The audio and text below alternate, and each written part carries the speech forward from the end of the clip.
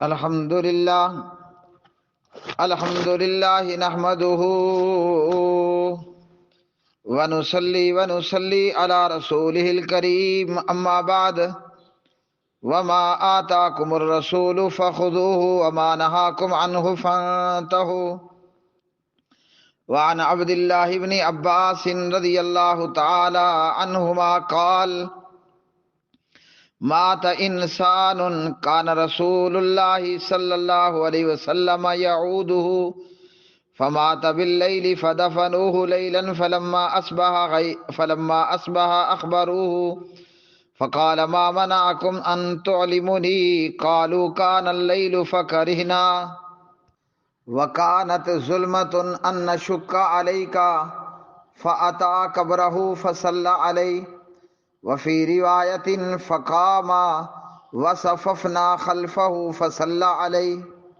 پیارے میرے محترم بھائی، سوال آپ کا یہ ہے، ایک ہی میت کا، مردے کا ایک سے زیادہ مرتبہ جنازہ ادا کرنا، یعنی ایک آدمی کا یا کچھ لوگوں کا ایک مردے کا ایک سے زیادہ مرتبہ جنازہ ادا کرنا، تو جی ہاں، ایک ہی آدمی یا ایک ہی جماعت وہ ایک ہی میت کا ایک سے زیادہ مرتبہ نماز جنازہ ادا کر سکتے ہیں۔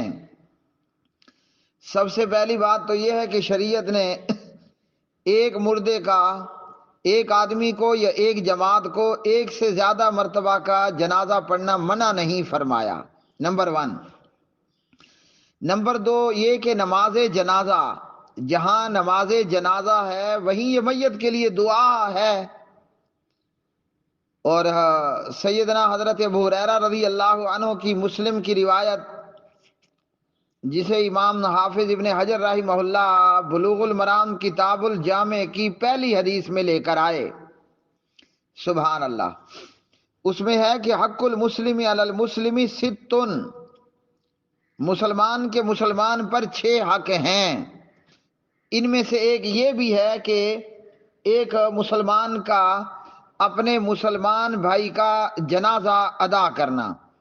اور ایک اور حدیث کے اندر ہے، پیارے نبی صلی اللہ علیہ وسلم نے فرمایا کہ جس نے جنازہ پڑھا اس نے ایک قرات برابر ثواب حاصل کر لیا، یعنی ایک بڑے پہاڑ برابر، اور جو پھر مردہ میت کے دفن کرنے تک قبر پر رہا اسے 2 قرات یعنی 2 پہاڑ برابر ثواب حاصل ہو جائے گا۔ تو ثواب میں تو لالچ کرنا ہی کرنا چاہیے، ہاں جی، فاستبقوا الخیرات، نیکیوں میں تو سبقت لینی ہی لینی چاہیے۔ اس لیے آدمی ایک مردے کا یا ایک جماعت ایک مردے کا، چاہے وہ جماعت یا وہ شخص اس مردے کا ولی ہو، اس کے قریبی لوگ ہوں یا دور کے لوگ ہوں، یا بحیثیت مسلم کی نماز جنازہ میں وہ شرکت کریں، ایک سے زیادہ مرتبہ جنازہ ادا کرنا درست ہے، صحیح ہے۔ اور جہاں تک معاملہ ہے فقہ حنفی یا علماء دیوبند و بریلوی کے اقوال کا کہ ایک میت کا جنازہ ایک سے زیادہ مرتبہ نہیں ادا کیا جا سکتا، اور اس میں پھر انہوں نے کہا کہ جنازہ اگر ولی کی اجازت کے بغیر ہوا اور غیر ولی ہوئے جنہوں نے جنازہ پڑھا تو دوبارہ ولی جو ہے وہ دوبارہ جنازہ پڑھ سکتا ہے یا اس کی اجازت سے پڑھا جا سکتا ہے۔ یہ سب قیل و قال ہے، وہ چاہے فتاوی ہندیہ میں ہو یا کسی اور فتاوی میں ہو، یہ تمام باتیں قیل و قال پر مبنی ہیں، یہ نہ اصول ہے نہ یہ شریعت ہے۔ شریعت کیا ہے وہ ہم آپ کو عرض کر دیتے ہیں۔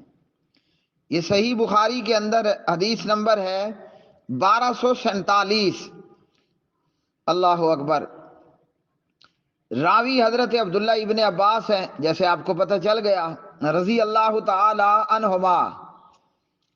ابن عباس کہتے ہیں کہ مات انسان، ایک بندہ مر گیا، یعنی ایک مسلمان کی موت ہو گئی، کان رسول اللہ صلی اللہ علیہ وسلم یعودہ، نبی پاک علیہ السلام اس کی تیمارداری بھی، اس کی عیادت کرنے بھی جایا کرتے تھے۔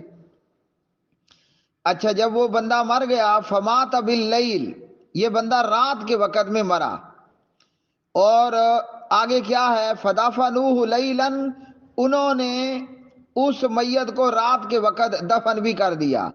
یعنی ایک شخص، ایک مسلمان کی موت ہوئی، رات میں اس کی موت ہوئی، رات میں اس کو دفن کر دیا۔ نبی پاک علیہ السلام اس کی عیادت فرمایا کرتے تھے، بیمار پرسی کرتے تھے۔ جب صبح ہوئی تو پیارے نبی علیہ السلام کو ان لوگوں نے خبر دی۔ آپ صلی اللہ علیہ وسلم نے فرمایا کہ مجھے کیوں نہیں بتایا گیا، کس وجہ سے مجھے نہیں بتایا گیا؟ لوگوں نے جواب دیا کہ رات تھی اور اندھیرا بھی تھا، اس لیے ہم نے مناسب نہیں سمجھا کہ آپ کو تکلیف دیں۔ پھر نبی پاک علیہ السلام اس میت کی قبر پر تشریف لائے، فاتا قبرہ، جنازہ دفن رات میں سب کچھ ہو گیا، اور آپ صلی اللہ علیہ وسلم کو کیوں نہیں بتایا گیا کہ آپ کو ہم اب کیوں مشقت میں ڈالیں؟ نبی پاک علیہ السلام اس بندے کی قبر پر آئے اور فصلی علیہ، قبر پر جنازہ پڑھا، فاتا قبرہ فصلی علیہ۔ قبر پر جنازہ پڑھنے کے دیگر دلائل بھی ہیں، ایک تو قبر پر جنازہ پڑھنا درست ہوا، دوسرا یہ کہ نبی پاک علیہ السلام نے یہاں دوبارہ اس کا جنازہ پڑھا، پہلے لوگ پڑھ چکے تھے۔ یہ ہو گئی بخاری کی روایت۔ اور اسی طرح ایک اور روایت کے الفاظ ہیں جو فتح الباری کتاب الجنائز میں ہے۔ اس حدیث میں بھی عبداللہ ابن عباس رضی اللہ تعالی عنہما روایت ہے، الفاظ کا تھوڑا سا ڈیفرنٹ ہے، فرق ہے۔ یہاں بھی نبی پاک علیہ السلام نے فرمایا کہ مجھے کیوں نہیں بتایا گیا؟ انہوں نے کہا کہ رات تھی اور ہم نے آپ کو تکلیف دینا مناسب نہ سمجھا۔ پیارے نبی علیہ السلام نے کیا کیا؟ فقاما، آپ جنازہ پڑھانے کے لیے کھڑے ہو گئے، اور ابن عباس کہتے ہیں ہم نے بھی آپ صلی اللہ علیہ وسلم کے پیچھے صفیں باندھ لیں، فصلی علیہ، پھر آپ نے اس مردے پر جنازہ پڑھا۔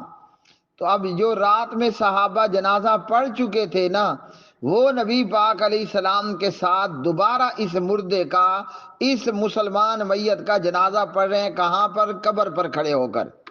دو باتوں کو ثبوت ہمیں بخاری اور فتح الباری سے مل گیا۔ نمبر 1 قبر پر جنازہ پڑھنا، نمبر 2 جو رات میں جنازہ پڑھ چکے تھے انہوں نے ہی نبی پاک علیہ السلام کے پیچھے کھڑے ہو کر اس مردے کا دوبارہ نماز جنازہ پڑھا۔ اس لیے میت کا کوئی ولی ہو، قریبی ہو، دور کا ہو، مسلمان ہو، اپنا ہو، پرایا ہو، ہاں جی، ایک ہی مردے کا ہم دوبارہ بھی جنازہ ادا کر سکتے ہیں۔ اب چاہے میت جنازہ گاہ میں ہو یا میت قبر میں پہنچ چکی ہو، ایک ہی مردے کا ہم دوبارہ جنازہ کی نماز ادا کر سکتے ہیں۔ اب اگر ہمیں 5 منٹ کے نماز جنازہ کے ادا کرنے پر ایک بڑے پہاڑ برابر ثواب مل جائے تو کون بے وقوف ہے کہ جناب یہ اتنا سستا ثواب ہم نہیں لیں گے؟ محنت سستی ہے اور اجر بہت بڑا ہے۔